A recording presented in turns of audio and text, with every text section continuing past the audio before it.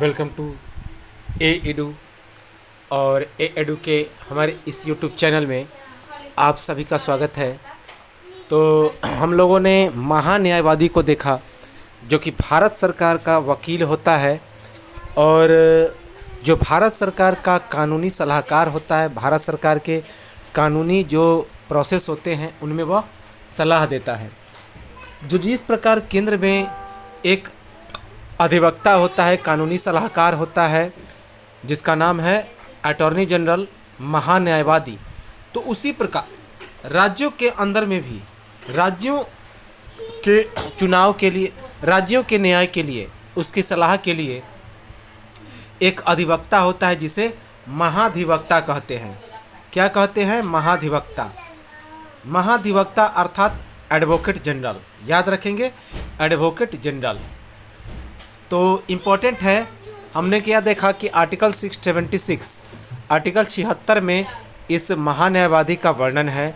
तो ठीक उसी प्रकार आर्टिकल 165 में इस महाधिवक्ता का वर्णन है। तो चलिए हम लोग देखते हैं इस एडवोकेट जनरल के बारे में, महाधिवक्ता के बारे में। तो सबसे पहले यह जो महाधिवक्ता है राज्य का सर्वोच्च विधिक अधिकारी होता है, जो विधिक मामले अर्थात न्यायिक मामले में राज्य सरकार को सलाह और परामर्श देता है। तो जिस प्रकार भारत सरकार को महान्यायवादी क्या करता है, तो कानूनी सलाह देता है, कानूनी मामलों में सलाह देता है, तो ठीक उसी प्रकार यह महाधिवक्ता राज्यों का सबसे सर्वोच्च विधिक अधिकारी होता है। तो देश का सर्वोच्च विधिक अधिकारी होता है कौन? महान्यायवादी, अटॉर्नी जनरल। ठीक उसी प्रकार राज्यों के लिए महाधिवक्ता राज्य का सर्वोच्च विधिक अधिकारी या वकील होता है, जो राज्यों के विधिक मामले अर्थात न्यायिक मामलों में राज्यों की सरकार को सलाह और परामर्श देने का काम करता है। इम्पोर्टेंट है, एक प्रकार से देखा जाए तो यह एक एडवाइजरी कमेटी है। अनुच्छेद 165 में लिखा गया है राज्य के लिए एक महाधिवक्ता का पद। तो आर्टिकल 165 में क्या लिखा गया है? राज्य के लिए एक महाधिवक्ता। तो अनुच्छेद 165 में इस महाधिवक्ता का वर्णन है। मोस्ट इम्पॉर्टेंट है, एग्जाम में ये पूछा जाता है, कई बार पूछा गया है कि किस अनुच्छेद में महाधिवक्ता का वर्णन है। तो आर्टिकल 165 अनुच्छेद 165 में राज्य के लिए महाधिवक्ता के पद का वर्णन है। अनुच्छेद 165 में लिखा गया है कि महाधिवक्ता की नियुक्ति राज्यपाल के द्वारा मंत्री परिषद की सलाह पर होता है। तो हमने क्या देखा था कि जो महान्यायवादी था उसकी नियुक्ति राष्ट्रपति करता है राज्यों के केंद्रीय मंत्री परिषद के सलाह पर। तो ठीक उसी प्रकार राज्यों के अंदर में जो महाधिवक्ता होता है उसकी नियुक्ति कौन करता है? तो राज्यपाल करता है। किसकी सलाह पर? तो राज्यों के मंत्री परिषद की सलाह पर। तो दोनों को यदि हम लोग कंपैरिजन करके पढ़ेंगे तो आसानी से चीज़ें समझ में आ जाएगी। महाधिवक्ता का वर्णन है किसमें? आर्टिकल 165 में, जबकि उस अटॉर्नी जनरल महान्यायवादी का वर्णन है आर्टिकल 76 में, 76 में। तो अनुच्छेद 165 में लिखा गया है महाधिवक्ता की नियुक्ति राज्यपाल के द्वारा मंत्री परिषद की सलाह पर होता है। अनुच्छेद 165 में लिखा गया है कि महाधिवक्ता वही बन सकता है जो उच्च न्यायालय के न्यायाधीश बनने के योग्य हो। तो अनुच्छेद 165 में लिखा गया है कि महाधिवक्ता वही बन सकता है जो हाईकोर्ट के न्यायाधीश बनने के योग्यता रखता हो। तो इस पर हमने क्या देखा था कि महान्यायवादी की जो योग्यता है वह क्या योग्यता है? वही योग्यता है जो सर्वोच्च न्यायालय के मुख्य न्यायाधीश की योग्यता होती है। अर्थात जो व्यक्ति सर्वोच्च न्यायालय की मुख्य न्यायाधीश बनने की योग्यता रखता है वही योग्यता इसके लिए भी है। किसका? तो महाधिवक्ता के लिए भी। जो राज्यों के अंदर में क्या है तो उच्च न्यायालय का न्यायाधीश बनने की जो योग्यता होता है वह योग्यता होता है महाधिवक्ता बनने का, जबकि जो सर्वोच्च न्यायालय का मुख्य न्यायाधीश होता है उसका जो योग्यता होता है वही योग्यता होता है महान्यायवादी बनने का, अटॉर्नी जनरल बनने का। इम्पॉर्टेंट है, वेरी इम्पॉर्टेंट। अब है कि महाधिवक्ता बनने के लिए क्या क्या योग्यताएं होनी चाहिए। तो महाधिवक्ता बनने के लिए निम्नलिखित योग्यताएं होनी चाहिए। कौन कौन? सबसे पहला, भारत का नागरिक होना चाहिए। ये तो इम्पोर्टेंट है कि भारत का नागरिक होना चाहिए। 62 वर्ष की आयु नहीं पूरी होनी चाहिए। तो 62 वर्ष की आयु पूरी नहीं होनी चाहिए। लेकिन महान्यायवादी में क्या था? 65 वर्ष की आयु। महान्यायवादी में 65 वर्ष की आयु अधिकतम निर्धारित थी, जबकि यह एडवोकेट जनरल के लिए कितना है?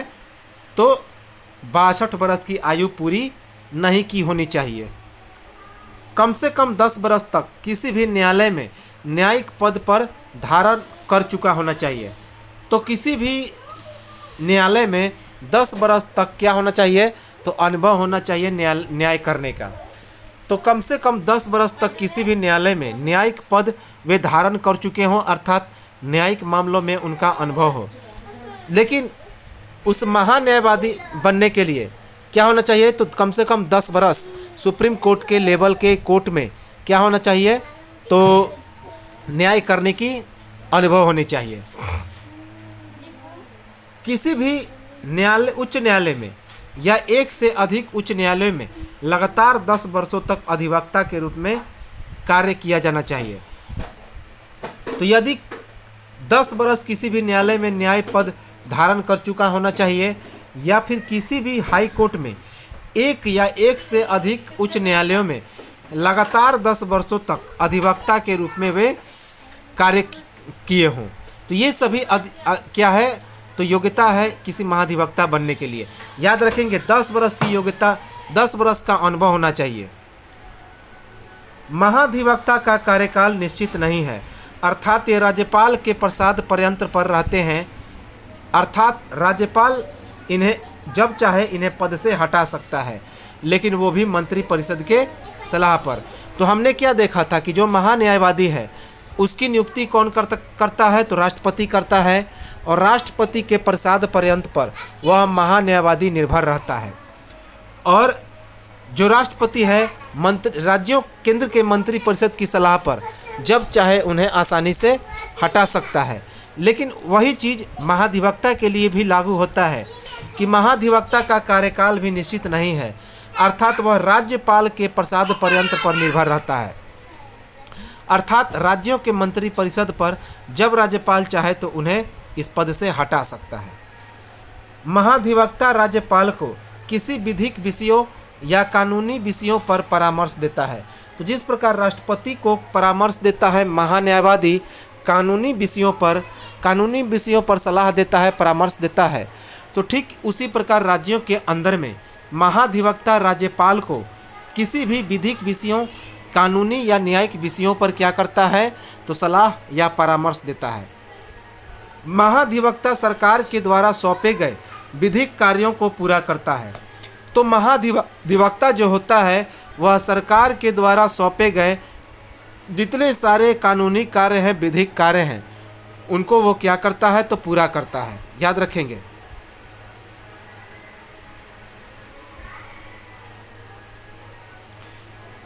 महाधिवक्ता को राज्य के किसी भी न्यायालय में सुनवाई करने का अधिकार है।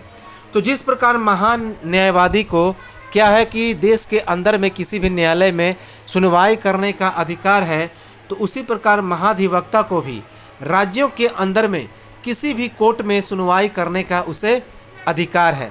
राज्य के तरफ से वह क्या कर सकता है? तो केस लड़ सकता है किसी भी कोर्ट में, किसी भी न्यायालय में राज्यों के अंदर। महाधिवक्ता सरकार की अनुमति के बिना किसी अपराधी का बचाव नहीं कर सकता। तो याद रखेंगे, इम्पोर्टेंट है कि जो महाधिवक्ता होता है वह सरकार की अनुमति के बिना किसी भी अपराधी का बचाव नहीं कर सकता। तो जिस प्रकार ये जो महान्यायवादी होता है वह सरकार की अनुमति के बिना किसी अपराधी का बचाव नहीं कर सकता, तो ठीक उसी प्रकार महाधिवक्ता भी सरकार की अनुमति के बिना किसी भी अपराधी का बचाव नहीं कर सकता। इम्पोर्टेंट है।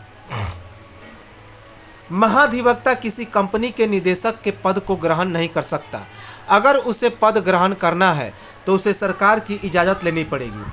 अर्थात जब तक वह महाधिवक्ता के पद पर है तब तक वह किसी निजी कंपनी का डायरेक्टर नहीं बन सकता, किसी विशेष पद को वह ग्रहण नहीं कर सकता। तो वही चीज़ क्या कंडीशन था महान्यायवादी का भी, कि जब तक वह महान्यायवादी के पद पर है तो वह किसी कंपनी का डायरेक्टर नहीं बन सकता, या फिर किसी देश के अंदर में किसी विशेष पद को वह ग्रहण नहीं कर सकता है। और अगर उसे ऐसा करना है तो उसे राज्यों के लिए या फिर भारत सरकार से उसे क्या लेनी पड़ेगी, तो अनुमति लेनी पड़ेगी। अर्थात महाधिवक्ता को राज्यों से, राज्य की सरकार से, जबकि जो महान्यायवादी है उसे भारत सरकार से अनुमति लेनी पड़ेगी। याद रखेंगे, महाधिवक्ता को जिस केस में सरकार का पक्ष रखना है उस पर कोई व्यक्तिगत टिप्पणी भी वह नहीं कर सकता। तो बहुत इंपॉर्टेंट है यह कि जैसा महान्यायवादी काम करता है तो ठीक महाधिवक्ता राज्यों के अंदर में काम करता है। कि महान्यायवादी क्या है कि जो विषय टॉपिक मिला है जिस पर उसे लड़ना है, देश का पक्ष रखना है, तो उसी टॉपिक टू द पॉइंट उसे बात करना होता है। उससे ज़्यादा उस पर बहस करने की ज़रूरत नहीं पड़ती है, नहीं करना होता है, निष्पक्ष न्याय करना होता है। तो ठीक उसी प्रकार राज्यों के अंदर में इस महाधिवक्ता को भी विशेष टिप्पणी करने की कोई ज़रूरत नहीं होती। अर्थात जिस केस में सरकार का पक्ष रखना है उस पर कोई व्यक्तिगत टिप्पणी महाधिवक्ता नहीं कर सकता। अनुच्छेद 177 में लिखा गया है कि राज्य मंत्री परिषद और महाधिवक्ता के कुछ अधिकार। तो अनुच्छेद 177 में लिखा गया है कि राज्य के मंत्री परिषद और महाधिवक्ता के कुछ अधिकार। तो जिस प्रकार अनुच्छेद 88 में लिखा गया था महान्यायवादी का कि महान्यायवादी का केंद्रीय मंत्री परिषद, अनुच्छेद क्या लिखा गया था 88 में कि केंद्रीय मंत्री परिषद और महान्यायवादी के संबंधी कुछ अधिकारों का वर्णन था अनुच्छेद 88 में। तो ठीक उसी प्रकार अनुच्छेद 177 में लिखा गया है कि राज्य मंत्री परिषद और महाधिवक्ता के कुछ अधिकार। याद रखेंगे, राज्य मंत्री परिषद और महाधिवक्ता के कुछ अधिकार कौन सी आर्टिकल में है, 177। अनुच्छेद 177 में लिखा गया है कि राज्य मंत्री परिषद और महाधिवक्ता राज्य विधानमंडल के किसी भी सदन के कार्यवाही में भाग ले सकते हैं और बोल सकते हैं। तो महान्यायवादी के बारे में क्या देखा था हमने कि संसद के किसी भी सदनों में वे किसी भी मुद्दे पर क्या कर सकते हैं, तो आसानी से बोल सकते हैं, कार्यवाही में भाग ले सकते हैं। तो ठीक उसी प्रकार अनुच्छेद 177 में लिखा गया है महाधिवक्ता के बारे में कि महाधिवक्ता राज्य मंत्री परिषद और महाधिवक्ता राज्य विधानमंडल के किसी भी सदन की कार्यवाही में भाग ले सकते हैं और उसमें बोल सकते हैं। अनुच्छेद 177 में लिखा गया है कि महाधिवक्ता को मतदान देने का अधिकार नहीं है, क्योंकि ये किसी भी सदन के सदस्य नहीं होते। तो राज्यों के किसी भी सदन के ये सदस्य नहीं होते, चाहे वो विधान परिषद हो चाहे वो विधानसभा हो। तो जिस प्रकार महान्यायवादी न तो लोकसभा का कोई मेंबर होता है न ही वो राज्यसभा का मेंबर होता है, अर्थात संसद के किसी भी सदन का मेंबर नहीं होता। तो ठीक उसी प्रकार आर्टिकल 177 में लिखा गया है कि महाधिवक्ता भी अर्थात एडवोकेट जनरल भी क्या है, किसी भी सदन का सदस्य नहीं होता, अर्थात इसे भी वोट देने का अधिकार नहीं है। तो बहुत इम्पोर्टेंट था ये, हमने देखा क्या चीज़, महाधिवक्ता के बारे में, महाधिवक्ता के बारे में। अब हम लोग देखते हैं मुख्यमंत्री के बारे में। कौन सा? मुख्यमंत्री के बारे में। तो खासा इम्पोर्टेंट है चीफ मिनिस्टर। मुख्यमंत्री के बारे में हम लोग देखेंगे, जिसे हम लोग कहते हैं चीफ मिनिस्टर।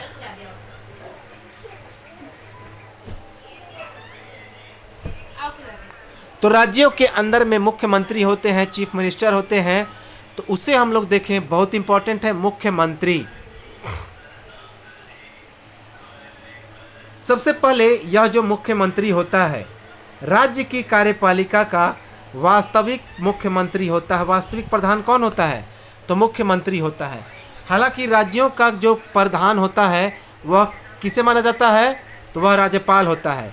लेकिन वास्तविक कार्यपालक कौन होता है? वास्तविक प्रधान कौन होता है? सभी कार्यों का देखरेख कौन करता है?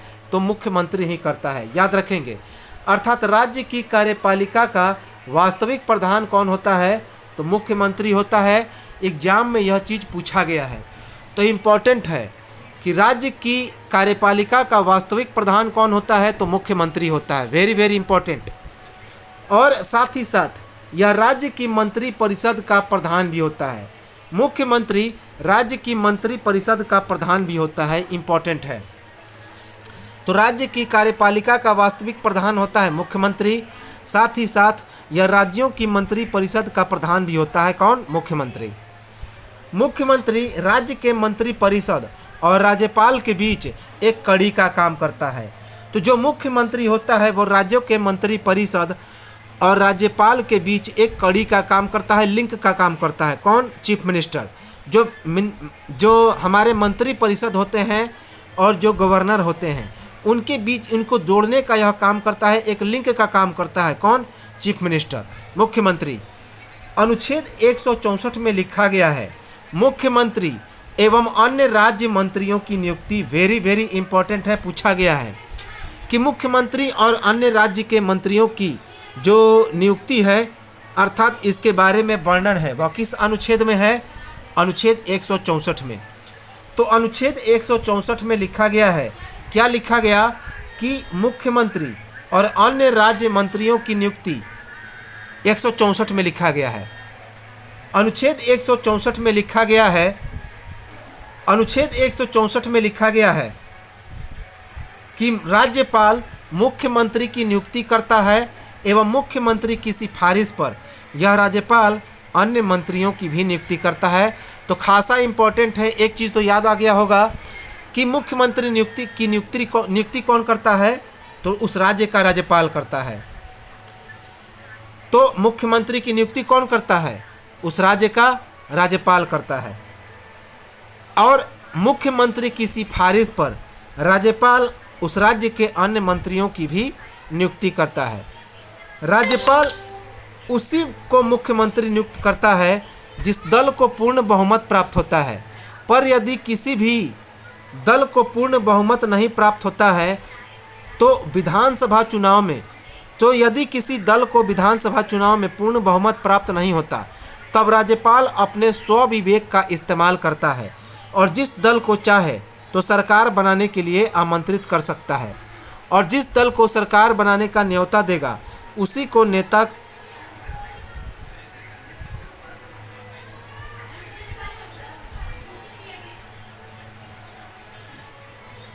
तो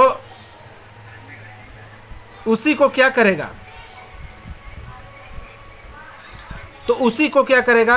उसी के नेता को मुख्यमंत्री का शपथ दिला देगा और कुछ दिनों का समय देगा। क्या देगा? कि आप अपना बहुमत सिद्ध कीजिए, उसके लिए राज्यपाल उसको कुछ समय देगा। याद रखें कि आप विधानसभा में बहुमत पास कीजिए, पर अगर उसकी सरकार उतने समय में बहुमत पास नहीं कर पाती तो उस मुख्यमंत्री को अपने पद से इस्तीफा देना पड़ता है। तो इस चीज़ को एक बार और समझिए कि राज्यपाल क्या करता है? मुख्यमंत्री की नियुक्ति करता है, इम्पॉर्टेंट है। तो राज्यपाल क्या करता है कि मुख्यमंत्री की नियुक्ति करता है, तो उसी को मुख्यमंत्री की नियुक्ति करता है, उसी को मुख्यमंत्री नियुक्त करता है जिसका दल पूर्ण बहुमत प्राप्त किया है। जिसका दल क्या किया है? तो पूर्ण बहुमत प्राप्त किया है। याद रखेंगे। तो जिस दल को पूरा बहुमत मिला है तो उसी दल के किसी व्यक्ति को वह मुख्यमंत्री नियुक्त करता है। पर यदि किसी भी दल को पूर्ण बहुमत नहीं मिला, किस चुनाव में? विधानसभा चुनाव में। क्योंकि विधानसभा चुनाव में ही मुख्यमंत्री की नियुक्ति होती है। विधानसभा चुनाव में बहुमत के आधार पर मुख्यमंत्री क्या होता है? तो उसका चुनाव होता है, नियुक्ति होती है। तो विधानसभा के चुनाव में यदि किसी भी दल को पूर्ण बहुमत नहीं मिला तो राज्यपाल अपने विवेक का इस्तेमाल करता है, अपने स्वविवेक का इस्तेमाल करता है और जिस दल को वो चाहेगा उसको सरकार बनाने के लिए आमंत्रित कर देगा। लेकिन और जिस दल को सरकार बनाने का वह न्योता देगा उसी के नेता को वह मुख्यमंत्री का शपथ भी दिला देगा और कुछ दिनों का वह समय देगा। लेकिन इसके बाद कुछ दिनों का वह समय देगा कि आप बहुमत पास कीजिए, उसके कुछ समय देगा कि आप बहुमत पास कीजिए तो आपका मुख्यमंत्री का जो सरकार है वह बना रहेगा। अगर सरकार उतने समय में बहुमत साबित नहीं कर पाती तो फिर उस मुख्यमंत्री को अपने पद से इस्तीफा देना पड़ता है। याद रखेंगे, इम्पोर्टेंट है। मुख्यमंत्री को राज्यपाल पद पर रहते हुए कर्तव्यों का पालन करने की और गोपनीयता की शपथ दिलाते हैं, जिसका उल्लेख अनुसूची 3 में है। इम्पोर्टेंट है कि राज्यपाल क्या करता है, शपथ कौन दिलाता है मुख्यमंत्री को, तो गोपनीयता की शपथ दिलाते हैं। कर्तव्य को पालन करने की और गोपनीयता की शपथ दिलाते हैं कौन, राज्यपाल। जिस राज्य के मुख्यमंत्री की नियुक्ति होती है तो उस राज्य के मुख्यमंत्री को शपथ कौन दिलाता है, तो शपथ और कर्तव्यों का पालन करने, तो गोपनीयता की शपथ दिलाता है कौन, उस राज्य का राज्यपाल, और कर्तव्यों का पालन करने की शपथ दिलाता है, गोपनीयता और कर्तव्यों का पालन करने की, जिसका उल्लेख किसमें है, अनुसूची 3 में। प्लेलिस्ट में हमने सारे अनुसूचियों के बारे में बता दिया है, तो इसे आप लोग देख सकते हैं। जो पहले ही वीडियो में हमारा है यह जो इंडियन पॉलिटी का वीडियो है उसमें, तो आसानी से सारी चीज़ें हमने समझा दी है। सारे अनुसूचियों को हमने बताया है, 12 अनुसूची हैं, इनके बारे में पूरा डिटेल में हमने बता दिया है। उस प्लेलिस्ट को आप आसानी से देख सकते हैं। अब है कि मुख्यमंत्री बनने के लिए क्या क्या योग्यताएं होनी चाहिए। क्या क्या योग्यताएं होनी चाहिए, सबसे पहले भारत का नागरिक होना चाहिए। तो इम्पोर्टेंट है कि मुख्यमंत्री बनने के लिए उस व्यक्ति को भारत का नागरिक होना चाहिए। सबसे बड़ा इम्पोर्टेंट चीज़ तो यहीं पे आ गया कि मुख्यमंत्री बनने के पहले, मुख्यमंत्री बनने के लिए भारत का नागरिक होना चाहिए। तो ये चीज़ें तो सभी पद के लिए कॉमन है कि भारत का नागरिक होना चाहिए। सबसे इम्पोर्टेंट है योग्यता में कि उसकी उम्र कम से कम 25 वर्ष होनी चाहिए। तो कई बार यह एग्जाम में पूछा गया है कि मुख्यमंत्री बनने के लिए न्यूनतम आयु कितनी निर्धारित है, 25 वर्ष। 25 वर्ष। विधानमंडल के दोनों सदनों में से किसी एक सदन का सदस्य हो। यदि सदस्य नहीं हो तो शपथ ग्रहण के दिन से 6 माह के भीतर किसी एक सदन की सदस्यता हासिल कर लेनी चाहिए। तो इम्पोर्टेंट है, वेरी वेरी इम्पोर्टेंट, कि विधानमंडल के किसी एक सदन का उन्हें सदस्य होना चाहिए। तो मुख्यमंत्री बनने के लिए विधानमंडल के दोनों सदनों में से कौन सदन है, तो एक राज्यसभा है और एक विधानसभा है और दूसरा विधान परिषद। तो इन दोनों सदनों में से किसी एक सदन का सदस्य हो, और यदि दोनों में से किसी भी सदन का सदस्य नहीं है तो शपथ ग्रहण के दिन से 6 माह के भीतर किसी एक सदन की उन्हें सदस्यता हासिल कर लेनी चाहिए। याद रखेंगे, इम्पोर्टेंट है। मुख्यमंत्री का जो कार्यकाल होता है सामान्यतः 5 वर्ष का होता है। तो मुख्यमंत्री का कार्यकाल कितने वर्ष का होता है, तो 5 वर्ष का होता है। पर वैसे इनका कार्यकाल अनिश्चित होता है, अर्थात बहुमत मिलते रहने के बाद इनका कार्यकाल 5 वर्ष तक रहता है। हालांकि मुख्यमंत्री का कार्यकाल कितने वर्षों का होता है, तो 5 वर्ष।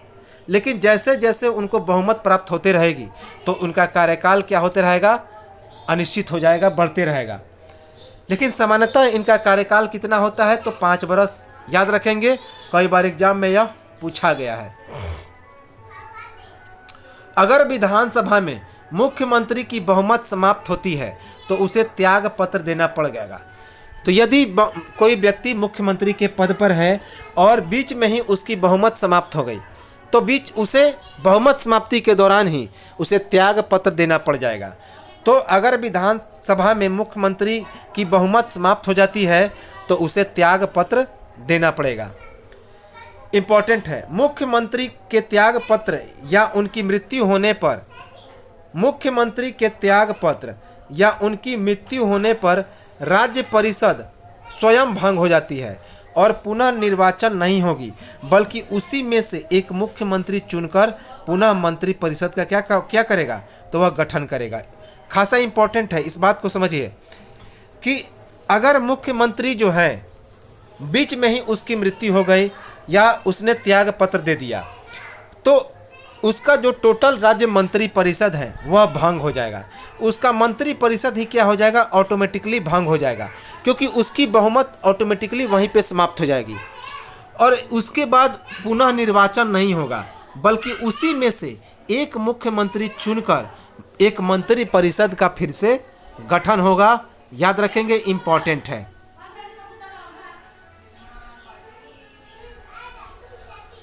मुख्यमंत्री ही मंत्री परिषद का प्रमुख होता है। तो मुख्यमंत्री ही मंत्री परिषद का प्रमुख होता है, लेकिन किसके मंत्री परिषद? तो जिस प्रकार केंद्रीय मंत्री परिषद का प्रमुख होता है कौन? प्रधानमंत्री। तो उसी प्रकार यह जो मुख्यमंत्री होता है राज्यों के मंत्री परिषद का क्या होता है? तो प्रमुख होता है। और मुख्यमंत्री के निर्णय एक होते हैं। तो अगर कोई निर्णय मंत्री परिषद किया अर्थात वह निर्णय किसका माना जाएगा? तो मुख्यमंत्री का। तो मुख्यमंत्री ही मंत्री परिषद का प्रमुख होता है, अर्थात मंत्री परिषद और मुख्यमंत्री ये दोनों के निर्णय एक होते हैं। राज्यपाल केवल उन्हीं व्यक्तियों को मंत्री नियुक्त करते हैं जिनकी सिफारिश कौन करता है? तो मुख्यमंत्री करता है। तो राज्यपाल उन्हीं व्यक्तियों को मंत्री पर नियुक्ति करता है जिनकी सिफारिश मुख्यमंत्री करता है। याद रखेंगे। तो राज्यपाल किसकी नियुक्ति करता है? मुख्यमंत्री और उसके मंत्री परिषद की। लेकिन मंत्री परिषद की नियुक्ति मुख्यमंत्री के सलाह पर करता है। जिसे मुख्यमंत्री कहेगा उसकी नियुक्ति कौन करेगा? तो राज्यपाल करेगा। मुख्यमंत्री अपने मंत्रियों के विभागों का वितरण एवं फेरबदल करता है। मुख्यमंत्री जो है अपने मंत्रियों के विभागों के वितरण एवं फेरबदल करता है, अर्थात मंत्रियों को उसके पद देता है, अर्थात किस मंत्री को कौन सा पद देना है, कहाँ उसे ट्रांसफ़र करना है।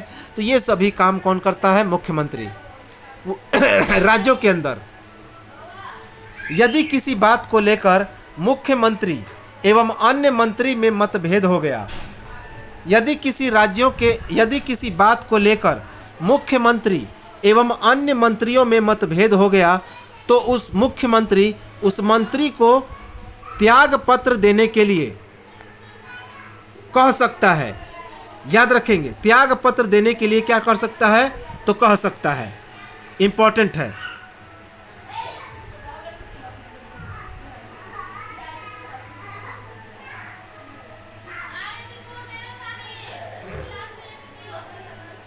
तो यदि किसी बात पर विवाद हो गया, किसी मंत्री पर विवाद हो गया, तो यह क्या करेगा? मुख्यमंत्री उसे त्याग पत्र देने के लिए कह सकता है या राज्यपाल को उसे बर्खास्त करने का परामर्श दे सकता है। राज्यपाल को कहेगा कि इस मंत्री को क्या कीजिए, आप बर्खास्त कर दीजिए। मुख्यमंत्री मंत्री परिषद और मंत्रिमंडल की अध्यक्षता करता है। तो जो मुख्यमंत्री होता है, जिस राज्य का मुख्यमंत्री, वह उस राज्य के मंत्री परिषद और पूरे मंत्रिमंडल की अध्यक्षता करता है। याद रखेंगे। अर्थात जितने सारे मंत्री परिषद हैं और मंत्रिमंडल हैं उन सब का अध्यक्ष होता है चीफ मिनिस्टर, मुख्यमंत्री। मुख्यमंत्री ही सभी मंत्रियों को उनके कार्यों में सहयोग, निर्देश और मार्गदर्शन देता है और उनके कार्यों का भी नियंत्रण करता है। इम्पोर्टेंट है। तो मुख्यमंत्री ही सभी मंत्रियों को उनके कार्यों में सहयोग देता है, निर्देश देता है और मार्गदर्शन देता है और उनके कार्यों का भी नियंत्रण करता है। अनुच्छेद 167 में लिखा गया है। तो अनुच्छेद 167 में क्या लिखा गया?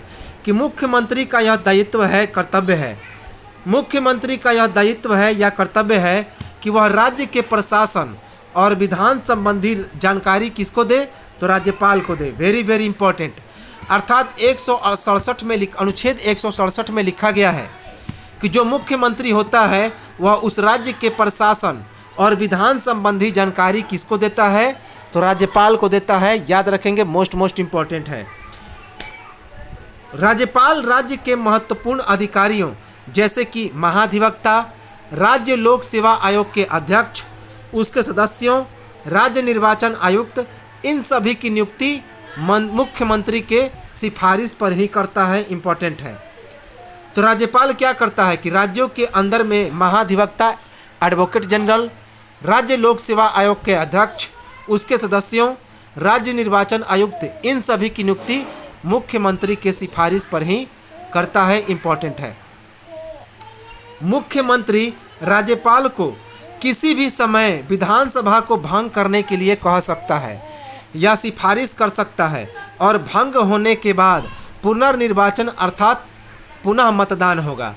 तो मुख्यमंत्री राज्यपाल को किसी भी समय विधानसभा को भंग करने के लिए कह सकता है या सिफारिश कर सकता है, और या विधानसभा भंग होने के बाद एक बार फिर से पुनः निर्वाचन होगा, एक बार फिर से मतदान होगा। याद रखेंगे। मुख्यमंत्री राज्य योजना बोर्ड का अध्यक्ष होता है। तो जिस प्रकार जो प्रधानमंत्री होता है केंद्रीय योजना बोर्ड का अध्यक्ष होता है, अर्थात जो योजना आयोग है उसका अध्यक्ष होता है, नीति आयोग का अध्यक्ष होता है, तो ठीक उसी प्रकार जो मुख्यमंत्री होता है वह राज्य के योजना बोर्ड का अध्यक्ष होता है। इम्पोर्टेंट है। मुख्यमंत्री अंतर्राज्यीय परिषद, राज्य विकास परिषद और नीति आयोग की गवर्निंग काउंसिल अर्थात नीति आयोग की कार्यकारिणी परिषद का सदस्य भी होता है। तो मुख्यमंत्री अंतर्राज्यीय परिषद, राष्ट्रीय विकास परिषद, नेशनल डेवलपमेंट काउंसिल और नीति आयोग की गवर्निंग काउंसिल अर्थात नीति आयोग की कार्यकारिणी परिषद का सदस्य भी होता है। याद रखेंगे, इम्पॉर्टेंट है। तो ये तो था हमारा मुख्यमंत्री, और उसके बाद एडवोकेट जनरल। तो बहुत इम्पॉर्टेंट है एडवोकेट जनरल अर्थात महाधिवक्ता और मुख्यमंत्री। तो याद रखेंगे, इसे बार बार रिपीट करके देखते रहें और साथ ही साथ अन्य लोगों को भी इसे शेयर करें ताकि उन्हें भी इसका फ़ायदा हो सके, ताकि आने वाले जो एग्ज़ाम्स हैं जैसे कि हेडमास्टर की बहाली है और भी सारे एग्ज़ाम हैं, इनमें खासा इम्पोर्टेंट है। इससे बाहर एक भी प्रश्न नहीं जाएगा यदि पॉलिटी के अंतर्गत में आएगा तब। तो चलिए रिपीट करके देखते रहें, सुनते रहें, और मिलेंगे हम लोग अगले वीडियो में और चर्चा करेंगे कुछ और टॉपिक को लेकर। तब तक नमस्कार, जय हिंद।